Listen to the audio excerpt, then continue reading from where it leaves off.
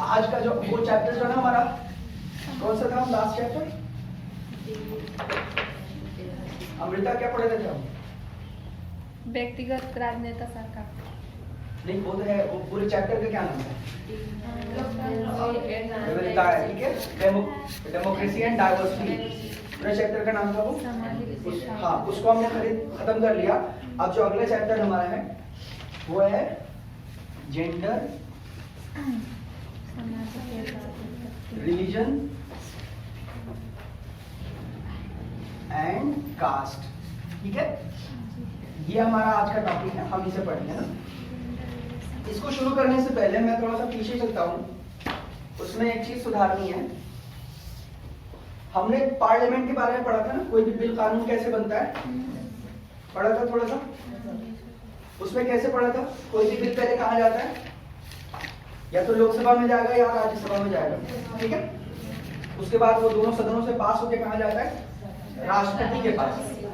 उसमें करेक्शन ये करना था कि जैसे हम अगर आपसे ये पूछते हैं कि संसद जो है इसके कितने सदन होते हैं, तब क्या आप जवाब देंगे? लोकसभा और राज्यसभा, ठीक है। अगर आपसे कोई ये क्वेश्चन करता है कि संसद के कितने सदन होते हैं, तो आप क्या कहेंगे? लोकसभा और राज्यसभा। लेकिन अगर आपसे कोई ऐसा सवाल करता है कि संसद किन किन लोगों से या किन किन चीजों से मिलकर बना होता है, तो वहां पे एक चीज और ऐड हो जाएगा, वो क्या है? यहां से पास होकर कोई चीज कहां जाती है? राष्ट्रपति के पास, ठीक है ना। आप लोग फर्क समझ रहे हैं मैं क्या कहना चाह रहा हूं? जैसे कि अगर आपसे कोई कहे कि संसद के कितने सदन होते हैं, तो आप क्या बोलेंगे? लोकसभा और राज्यसभा।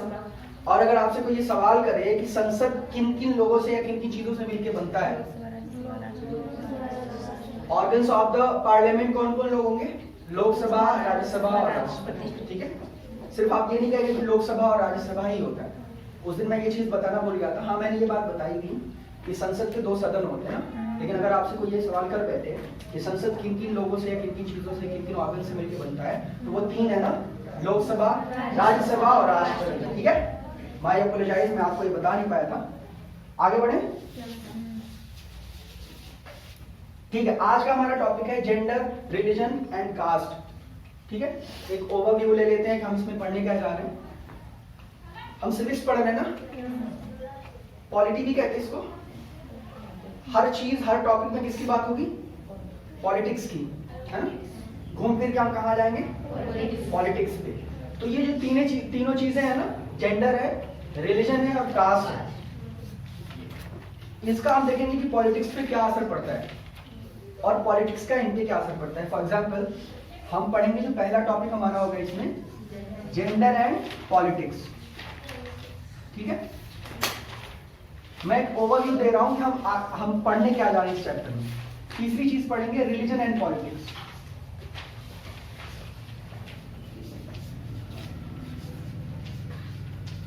एंड थर्ड जो हम पढ़ेंगे इसमें टॉपिक वो होगा कास्ट एंड पॉलिटिक्स, ठीक है। समझ में आ रहा है? जेंडर एंड पॉलिटिक्स में हम पढ़ेंगे कि जेंडर डिवीजन क्या होता है। डिस्क्रिमिनेशन सुना आप लोगों ने? जेंट्स और मेल एंड फीमेल के बीच में डिस्क्रिमिनेशन क्या क्या होते हैं, उसको खत्म कैसे करते हैं, उसका प्रॉब्लम सोल्यूशन क्या होता है, सारी चीजें। फिर हम लोग पढ़ेंगे रिलीजन एंड पॉलिटिक्स। रिलीजन का पॉलिटिक्स पे क्या असर पड़ता है, पॉलिटिक्स का रिलीजन पे क्या असर पड़ता है। फाइनली पढ़ेंगे हम कास्ट के बारे में, कि caste in politics and politics in caste, यानी कास्ट का पॉलिटिक्स में क्या रोल है या फिर पॉलिटिक्स का कास्ट में क्या रोल है, ये हम पढ़ने जा रहे हैं। पॉलिटिक्स तीनों में होगा और ये टॉपिक्स होंगे। हम पहले समझेंगे कि जेंडर और पॉलिटिक्स में क्या रिलेशन है ना? फिर उसके बाद रिलीजन एंड पॉलिटिक्स में क्या रिलेशन है, एंड कास्ट एंड पॉलिटिक्स में क्या रिलेशन है। आज हम जो पढ़ेंगे वो पहला टॉपिक कौन सा होगा हमारा? Gender and politics.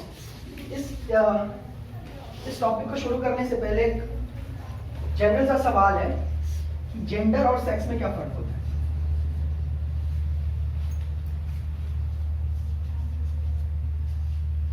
जैसे मैं आपसे सवाल करूं, अमित आपका जेंडर क्या है? आप अमित हैं?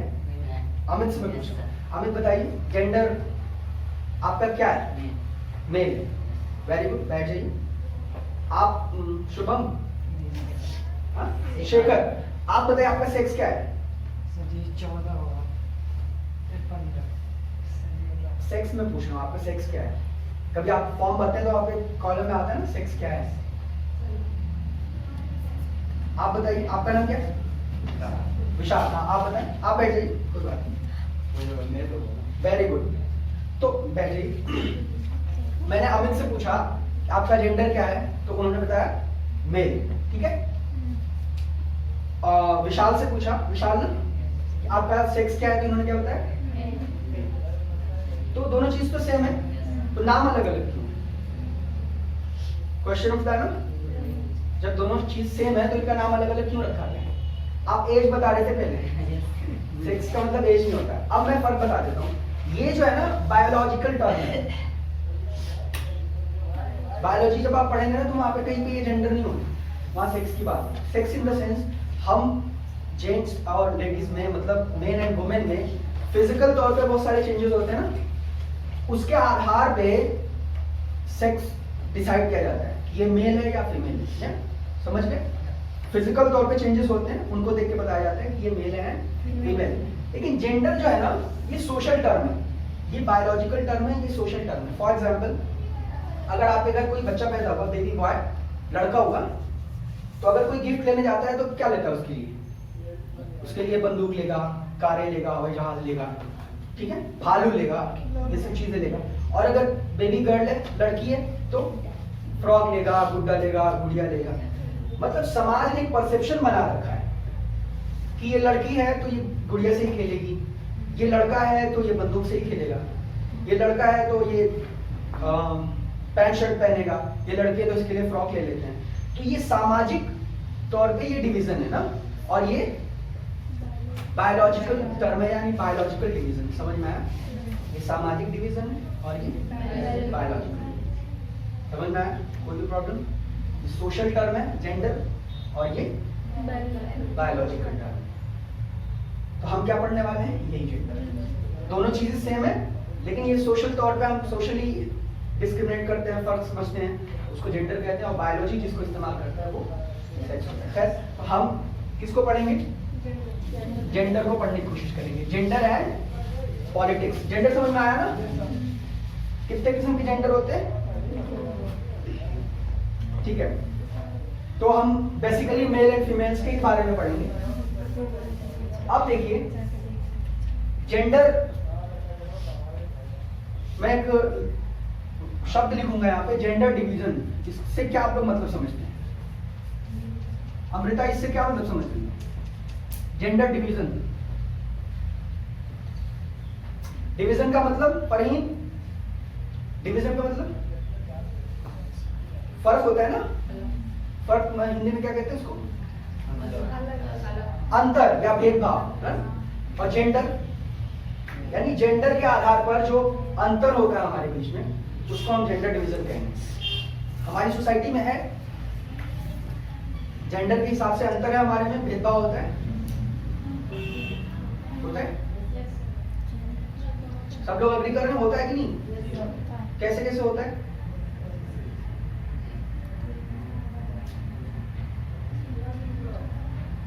मान लीजिए आप, हाँ बताइए।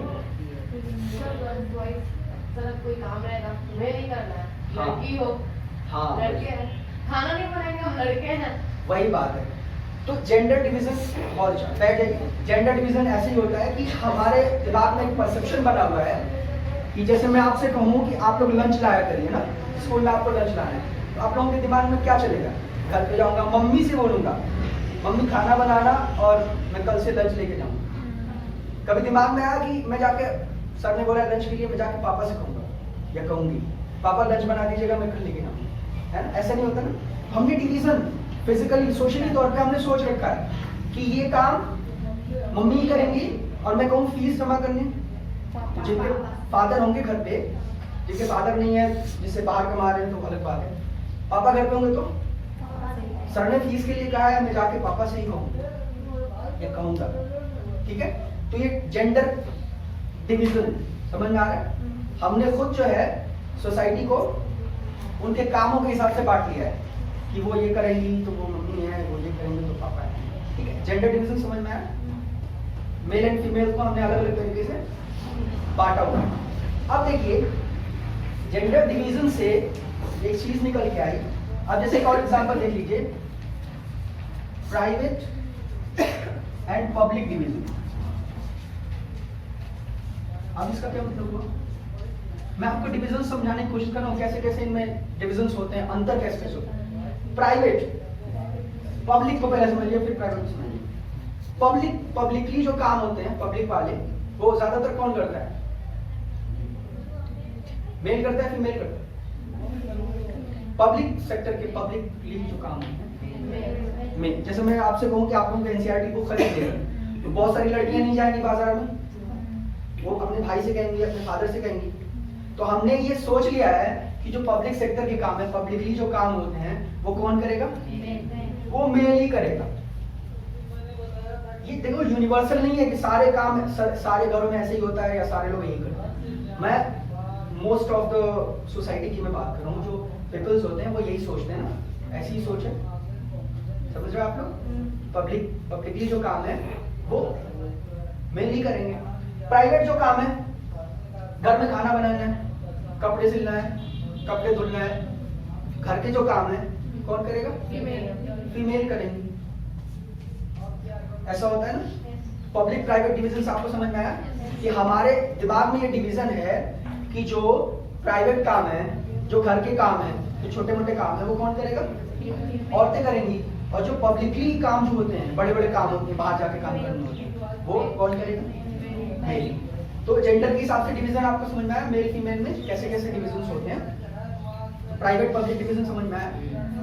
अब देखिए ये जब डिविजन हुए ना और ये बहुत लंबे वक्त तक चलते गए, तो औरतों ने आवाज उठाना शुरू कर दिया।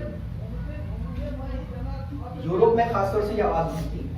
औरतों को ये लगने लगा कि हम लोगों से जो है हमारे जीने का अधिकार बहुत हद तक छीना जा रहा है, हमें फ्री लाइफ नहीं दी जा रही। तो उन्होंने आवाज उठानी शुरू कर दी कि हमें वैसी जिंदगी चाहिए जैसे एक बॉयज को दी जाती है, जैसे एक मेल को जैसी जिंदगी दी जाती है, जो जो उसके पास राइट्स हैं, जो जो वो कर सकता है, हमें भी वो करना है। कभी आप लोगों ने फेमिनिज्म का नाम सुना है?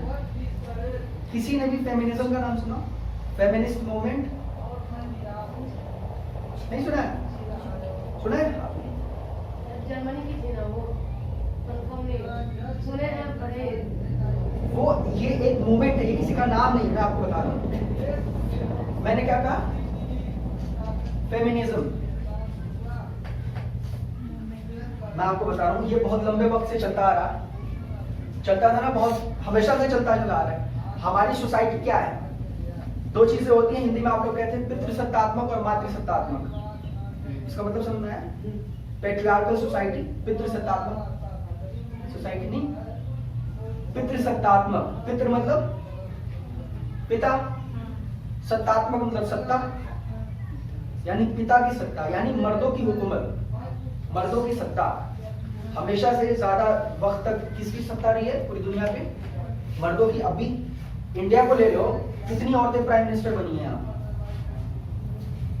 प्रतिभा पाटिल के अलावा है कोई? कितनी औरतें यहाँ की प्राइम मिनिस्टर बनी है? इंदिरा गांधी के अलावा किसका नाम आता है? ज्यादा हमारे पास किसने शासन किया है? मेल्स ने किया है। तो हमारी सोसाइटी जो है, हमारे घर में मालिक कौन होता है? मम्मी को मालिक बोलते हैं। कोई भी बड़ा डिसीजन लेना होता है तो हमारे घर का माहौल क्या है? पितृसत्तात्मक है ना? हमारे देश का माहौल क्या है? पितृसत्तात्मक है। हमेशा से मर्दों ने हुकूमत किया है। हमारे प्रदेश का क्या है? कितनी बार औरत सीएम बनी है? एक मायावती जी आती हैं, कभी बन जाती हैं, उसके बाद तो मेल ही होते हैं ना ज्यादातर। तो मैं फाइनली कहना चाहता हूं कि हमारी सोसाइटी, हमारे समाज जो है ज्यादातर क्या है? पितृसत्तात्मक, पेट्रियार्कल सोसाइटी। तो जब आप ये बताइए, जिसकी सत्ता होती है वो दूसरों को दबाता है ना। मर्दों की हुकूमत होगी तो औरतों क्या करेंगे? अपने